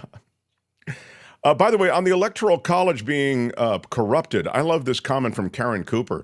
The GOP wanted to corrupt the Electoral College last election and would have if they could. The Electoral College is outdated. Everyone is able to vote. So just use the popular vote. Yeah, exactly. Use the popular vote. Anyway. And by the way, I don't know any young person who understands why we have an Electoral College system. And I've had young people tell me, well, I don't vote because my vote doesn't count. And I mean, that's very demotivating. That causes people to not feel like they want to engage in the system. And even in states, for example, that are not swing states like California, the future of the House of Representatives, the future of women's reproductive rights, the future of so many things that you care about can only happen if you get out and vote in California for Congress candidates who can then flip the House and be able to pass these pieces of legislation, which will never be able to be done if Republicans hold on to the control of the House. So we're all in this together. I love that. I want every vote to count. I want third parties to get the hell out of presidential elections. They can do whatever they want in state and local elections. And I love how you're helping me help educate people because we don't talk about this stuff near enough. Well, I'm looking forward to the next time as well. I hope I hope you make time on your schedule to visit again. We love it when you come through. So when Mark Thompson texts me, I adjust my whole schedule. You know that. Let it always be so, sir. Find Richard Greene, the Civics Dean, everywhere. He's a speaker. He's active on social media. Google him. Embrace him, support him. Yeah. At Civics Dean on TikTok. At Civics Dean. And the last one I posted was an awesome, adorable TikTok, which is already starting to go viral, with my 94-year-old mom, who you've met, Mark. Oh, she's terrific. Yeah. About her view on Donald Trump's criminal trial today. Yeah. Oh, that's cool. All right. At, what is it? Civics Dean. At Civics. There it is. Or it's on screen now. At Civics Dean on TikTok. Thank you, Richard Greene. So long. The Mark Thompson Show. Wow. Love to see the trolls out. They come out. And they don't want to change anything. It's all great. Don't touch anything. Yeah. Mark, the jacket has to go. Oh, Same, day after day, says VG George. Well, that's the whole idea. It's the same day after day. It's blasphemy that you would even suggest this, George. I don't know what to say. Do you know who I am? Yeah, I know. I'm kind of a big deal. Kind of a big deal who wears the jacket, the same jacket all the time. You love that jacket so much that you tried to have an exact copy made of it. Kim is correct. Yeah. And I actually went to a guy, a custom clothing designer maker. And as Kim says, I said, here's the jacket. I want one just like it. Kim, how are you? And they said, great, no problem. Give us a big bundle of money and we'll get you a jacket just like that one. And I'd be happy to show you sometime the jacket that I still have it hanging. I'm never going to wear it because it's nothing like this jacket. No. So I didn't, because you know me, I don't like to get in an argument. I just said, oh, thank you so much. Wow, it's perfect. But and then I got out. Thank you so much. Yeah, exactly. So that was the end of it. But VG George, you've cut me to the quick. Can't believe it. And nothing else I need to get to right away. So Kim, I would like some news. We had some a pretty big. Can I just quick shout out, Linda Galdieri. Come on, Linda Galdieri, big shout out. Big shout out. $9.99 is a 10 spot where I come from. All right. Here's some moolah, for gosh sakes. That when I was begging for money. Big shout as out. I was at the beginning of the show. For those who missed it, and then I'll get to Kim's news, and then I want to talk about Trump in court on day one. I have his pre-trial address comments, and then I will just comment on it quickly, but we will run that after Kim's news. Linda is aware and responded to the call. I am working through a major dental situation. And there you see Sherry Lexus, a 10 spot. Big shout out. Big shout out to Sherry. Mark, here is $10 to keep you alive. They operated on my mouth on Friday after the show, so it wouldn't affect the show. I figured it'd take a couple days to at least get the pain and stuff better, which is much better. But sadly, I'm bleeding out now because something came loose. I'm all stitched up in here. And so until those stitches are, so I contacted the dentist, and I'm going to go into the surgeon right after the show's done. But till then. Big shout out. Yes, I'm risking becoming lightheaded, having lost so much blood. But I felt a loyalty to you and to all of you who support the show. So, thank you, and, well, you have my heart. Kim's news, and then we will rock the Trump situation in court. I mean, Mark's lost so much blood, he's Snow White. Oh. It is true. I already come to every medical situation with a cadaverous pallor. You know, I have the look of the chalk white look. I look like I could get right into a goth community. You know, that was. I understand what you're saying. The other thing is that my hair was dipped in very dark. I went for Liberace dark on the hair. And I meant to wash it out, and then I started bleeding and stuff, and I didn't have time. But it was done. Mess. A hair professional did this. I don't do it myself. Yeah. But anyway, thanks for those who said. Somebody said I should let it go. Gray. Who said that? That was a while back. Yeah, I it saw was. that. But it was. Yeah. And that is again blasphemy.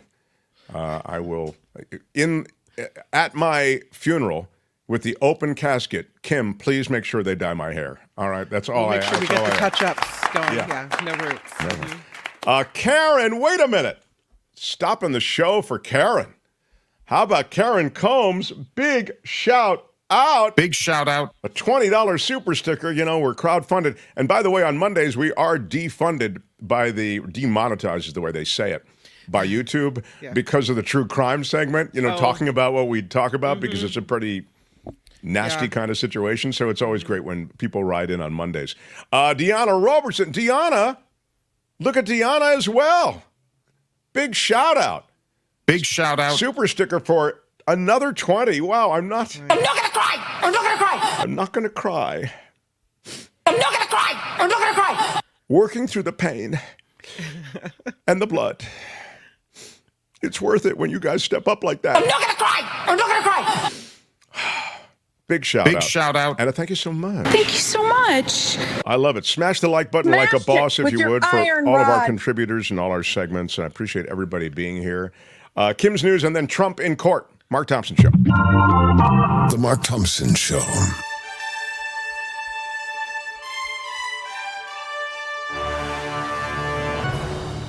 On the Mark Thompson Show, I'm Kim McAllister. This report is sponsored by CoachellaValleyCoffee.com. Well, pro-Palestinian protests impacting cities across the United States today. As a matter of fact, we saw that here in the Bay Area. This is 880 In Oakland, where the roadway was closed for a time because of a protest, the 880-980 interchange as well also affected as protesters tried to affect commerce at the Port of Oakland and nearby railways. The Golden Gate Bridge now reopened, but that was affected for more than an hour as well. This was a nationwide effort. Protesters also out in force on Wall Street in Manhattan, the Port of Long Beach, and elsewhere. Miami, we know they've made arrests. They've made arrests around the Bay Area, so this is an ongoing situation, and we know that there are protests scheduled for this afternoon at the Tesla factory in Fremont and a rally in San Francisco. Iran's missile and drone attacks against Israel have prompted Southern California law enforcement agencies to step up security around sensitive locations, they're saying. Patrols are increased near religious schools, synagogues, and other places of worship. Officials continue to monitor the situation for any signs of trouble related to the conflict more than 7,000 miles away. The Los Angeles Police Department says there are currently no more credible threats. Former President Trump is in a New York City courtroom for jury selection in his hush money trial. When he arrived, Trump said the trial is a persecution, an assault on America. Trump is accused of falsifying business records in order to cover up payments made to porn star Stormy Daniels prior to the 2016 election. The first set of potential jurors in the Trump criminal trial in New York are being sworn and selected as we speak. And again, I'll speak about this a little bit, and we'll play some of Trump's remarks as soon as Kim wraps up. Yeah, what we know is that this is the first criminal trial of a former president in the United States. So that's an historic moment. So you're saying there's never been anything like this. Exactly what I'm saying. This is a whole new situation. That's Yeah. The House is expected to send articles of impeachment against Homeland Security Secretary Alejandro Mayorkas to the Senate tomorrow. The move will force Democratic-led Senate to take up the matter of impeachment against Mayorkas. The Republicans in the House impeached Mayorkas in February over his handling of the U.S.-Mexico border. Don't necessarily see that it would go anywhere in the Senate, but, another historic moment as we see there. The issue of trans rights on the ballot in California, and there's a problem over what the ballot measure should be called.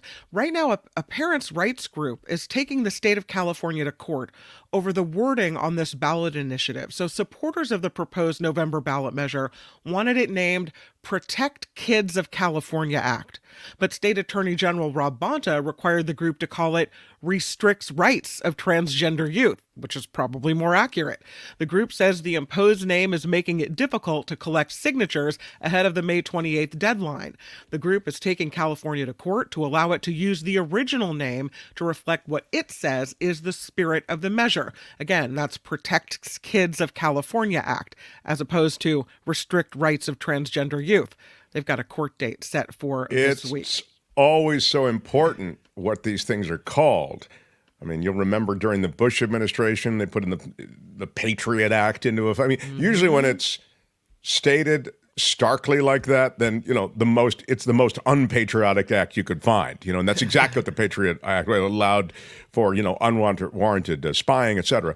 But in this case, the two are vastly different, right? The two are starkly different, the two titles for the measures. So I don't know how you compromise, but I can certainly see why it's harder to get signatures on a measure that speaks more accurately to what what they're trying to do. Who wants to put their signature to something called Restricts Rights? Yeah, exactly. PG&E. California Congressman Josh Harder of Stockton wants to make it harder for PG&E and other big utilities to raise your rates. Finally, someone's stepping up to do something about this. The moderate Democrat from northern San Joaquin Valley is introducing the Stop the Hikes Act, which would prevent utility companies like PG&E from raising rates more than one time a year. The state's largest utility has already raised rates twice this year, and the California Public Utilities Commission is currently considering PG&E's request for a third price increase. What? In a statement, Harder says, enough is enough. You can't keep raising prices on families in California. So he's behind the Stop the Hikes Act. Yeah. Rust, did you have a comment? No, I just, I think Seems like a political winner as well as being a righteous way to go. There you go. Rust armorer Hannah Gutierrez is being sentenced to 18 months in prison for the death of cinematographer Helena Hutchins. A New Mexico jury found Gutierrez guilty for negligence in loading live ammo into Alec Baldwin's gun on set, which killed Hutchins. The judge said Gutierrez didn't accept responsibility for her actions and hasn't shown remorse in this case at all. So 18 months in prison for her. It turns out, as if we all didn't know this, that sleep is pretty important. But maybe we're not getting enough of it. That's, something Well, to I think that's consider. pretty much Yeah. an accepted reality. And the majority of Americans said they would feel much better if they had more sleep. A Gallup survey showing 57% of people polled said they'd benefit from more sleep, compared to 42% who said they get enough sleep. This is the first time since Gallup began polling the question in 2001 that less than half of people said they get as much sleep as they actually need. Last time the poll was conducted in 2013, the numbers were nearly reversed, with 56% saying they get enough sleep. So it looks like we all need to take a nap. So we just got this thing that Courtney believes will produce a better sleep. What is it? It's a heavy blanket. It's the new heavy blanket. Are you familiar with this? Yeah, I've heard about this. I don't Yeah, have me one, too. but- I'd heard about it, but I'd never actually road tested it while I was sleeping, but did last night. How'd it go? And I thought it was okay. I didn't really notice anything, but maybe that's the idea. You don't notice anything, but then it, before you know it, it makes you sleep better. Was it uncomfortable or restrictive? Nah, not particularly. I mean, it was. I thought it was cool. It was good. I'll keep you posted, but I thought it was okay. I don't sleep particularly. I don't know. But I don't sleep a long time. That's what I would say. How many hours do you get a night? 5, 6 maybe. That's probably not enough, right? 5.5, 6. Yeah, I would definitely like to sleep more. Yeah. Yeah. Maybe. I hope the heavy blanket is not full of lead. Oh. Says John. Oh, that would be bad. I don't know what No. it's full of. Yeah. No. But it did squeeze the blood out of me, as suggested by Net One. Yeah. Maybe that's why you popped a blood clot. Who knows? I woke up and with, if you're just joining us, in a pool of blood on my pillow. It was like The Godfather. Yeah, it was crazy. Well, this is a great transition. This report sponsored by CoachellaValleyCoffee.com. I love my Coachella. That coffee was the only thing that brought me around this morning. That's right. You need it, Love it. especially with only 5 hours of sleep. You got to have something to wake you up. I'm loving it. Find a huge selection of coffees and amazing teas. It's really a treat just for you. And make sure that when you go to CoachellaValleyCoffee.com and you load up stuff into your cart, that at the end, when you check out, you type in Mark T all together, and then you get your exclusive Mark Thompson Show 10% off discount. Again, You don't Mark type T. all together. You type Mark T. But you there's no keep Mark space T in all between the- together. Yeah. There's no space in between the letters. That's Thank what you. I'm trying to say. Thank you. Lord. CoachellaValleyCoffee.com. Enjoy the good stuff. It's all there, black and white, clear as crystal. Okay, I was just, I wasn't trying to over-clarify. But maybe I was trying to over-clarify. I'm Kim McAllister. This is The Mark Thompson Show. The Mark Thompson Show. Yeah, we are excited that you would be with us. This is our Monday show. On Mondays, we, as we do every day, give you a big shout out. Oh, I've got it. There you go. right. If you're a Patreon or PayPal supporter, thank you. Tony had it up there so you could see. And below every video, there is a Patreon or PayPal link. What he's got going here is a situation. Tony does have a situation. Thanks, Tony. I would say this, that without the community of Patreon and PayPal supporters, we are not here. But that said, a lot of you have written in with super stickers and super chats today, and that's really helpful as well. So as crowd-funded as we are, is as aware as we are of the people and entities like Romania Animal Rescue, Inc., that support us regularly. There's a super sticker and a big shout out. Romania Animal Rescue, Inc. You should go to their website. They do some great stuff. Check them out. Romania Animal Rescue, Inc. Google it. And also Jenny T, what up? With a $7 super chat. Big shout out. Feel better, Mark. Civics Dean was an excellent guest. Yeah, he's terrific, and he'll be back. And thank you for being here today, says Lori. Thank you, Lori. Big shout out. $10 super sticker. Appreciate that. I saw Wes come through with $5 as well, which is really nice. I love my Wes. Big shout out. Love my Wes. Thank you. All of you, thank you very much. Or thank you so much. Thank you so much. Surprised Mark has not been to the nudist colony. Yeah, the nudist colony came up in Yosemite. Here's my theory on just generally on nudist colonies. I think in addition to whatever personal modesty I might have, I agree with John Slade. This is what I was going to say. Most of the nudists are the ones you don't want to see naked. Exactly. I mean, that's just, that's the way it is. So not a big, nudist colony seems, I actually think that people, women even look better with some clothing on, you know what I mean? So, I mean, that's whatever sex you're attracted to or whatever. I think oftentimes seeing everything may not be the very best thing to be greeted with first thing in the morning or last thing, before you go to sleep. Anyway, this on the heavy, we get leg cramps from tucked sheets. No, I know. I actually said to Courtney, well, I like to keep my feet out. Me too. I don't like to. So she said, we can still do that. We can still do that with the heavy blanket. So anyway, it's we're road testing it now. I think this does qualify for law and disorder. So Tony, if you'll stand by, I'll get into the Trump stuff a little bit. The Mark Thompson Show. Donald Trump on trial. This is law and disorder. In the criminal justice system, the people, pimps, addicts, thieves, bums, winos, girls who can't keep an address, and men who don't care, are represented by two separate yet equally important groups. A cop, a flatfoot, a bull, a dick, John Law, you're the fuzz, the heat, you're poison, you're trouble, you're bad news. These are their stories. Today, the big law and disorder story is in a courtroom in Manhattan where they are trying to get a jury impaneled for Donald Trump's trial. The thing I would tell you, and then I want to share with you what he said as he was going into court. Tony has that ready to go, but I wanted to mention that this is something that made the absurdity of Donald Trump's candidacy in 2016 so clear to New Yorkers. Donald Trump is a fraud. Donald Trump is a failed businessman. Donald Trump is all show and no go. Donald Trump is a grifter. New Yorkers know this. The rest of the country was sucked in by The Apprentice and him walking in a slow motion way to a helicopter that says Trump. They were sucked in by the Mark Burnett show. So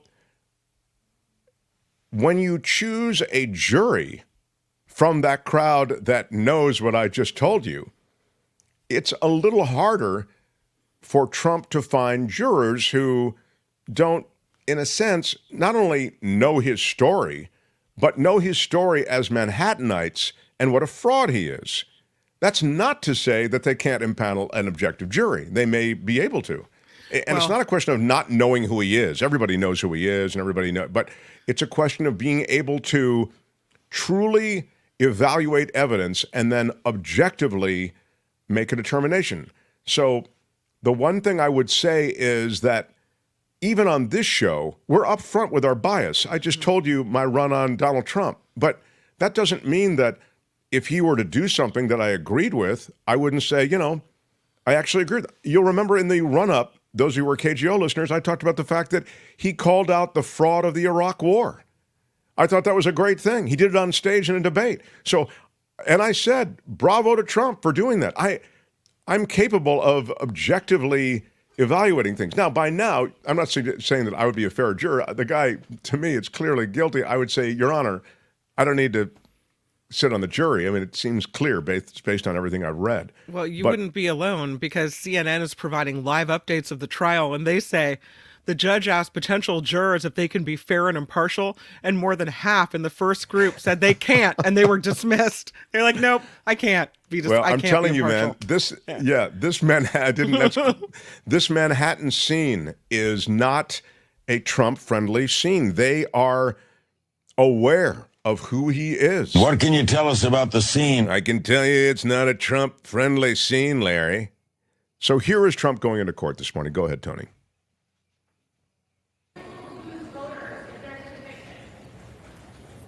This is an assault on America. Nothing like this has ever happened before.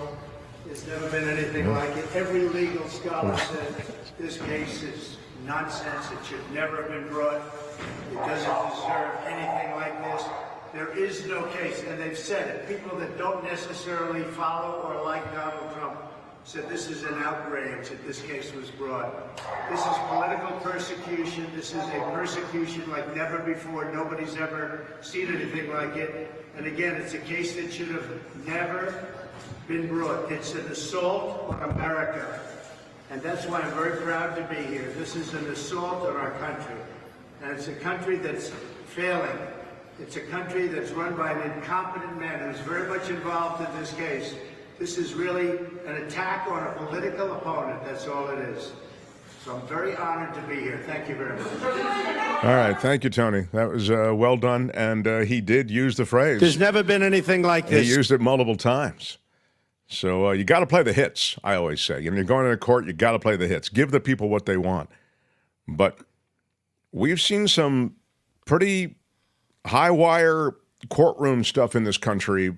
We mentioned the OJ trial, probably the trial of the century, they were calling it. Everyone witnessed it. It was a televised trial of a clearly guilty defendant. But no, Donald, it is you finally being held accountable, says Judy. But this is the first time you have a former president involved in something. He should have just admitted to the payoff and not cooked the books. Everyone got bored with affairs after Clinton. Yeah, Josh is really right about this. You understand that paying off the porn star was not illegal, okay? Asking her to be quiet, paying her off for her silence, that was not illegal, okay? Messing around on his wife, that's not illegal either. It's probably happening right now in, any number of ways everywhere. And the illegal part, and this is what he's being busted on, was the way he forged or manipulated the books to accommodate that expenditure. That's being drawn with a line toward wanting to keep things quiet so that it wouldn't be a politically volatile situation for him. It's always the cover up, right? And that makes it a felony.